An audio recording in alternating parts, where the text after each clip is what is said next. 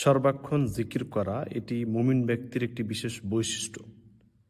যে ব্যক্তি জিকির করে এবং যে ব্যক্তি জিকির করে না, এ সম্পর্কে আল্লাহ রাসূল সাল্লাল্লাহু আলাইহি ওয়াসাল্লাম বলেন, সহিহ বুখারীর হাদিস, যে মাসালুল্লাযী ইয়াযকুরু রাব্বাহু ওয়াল্লাযী লা ইয়াযকুরু রাব্বাহু মাসালুল হাই ওয়াল মাইয়িত।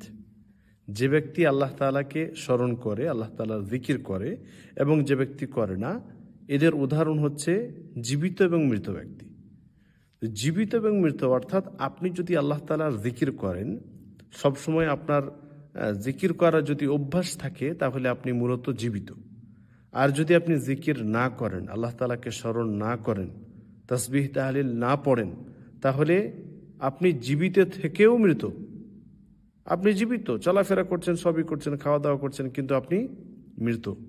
অতএব আমাদের উচিত যে আমরা আল্লাহ তাআলার জিকির সবসময় করব। এমনকি আল্লাহ রাসূল সাল্লাল্লাহু আলাইহি ওয়াসাল্লাম অন্য হাদিসের মধ্যে বলেন যে মুমিন ব্যক্তির এই জিহ্বাটা, জবানটা, মুখ সবসময় ভিজে থাকবে আল্লাহ তাআলার জিকির দ্বারা।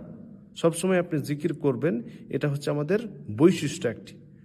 তো আল্লাহ তাআলা আমাদের সকলকেই তৌফিক দান করুন, আমিন।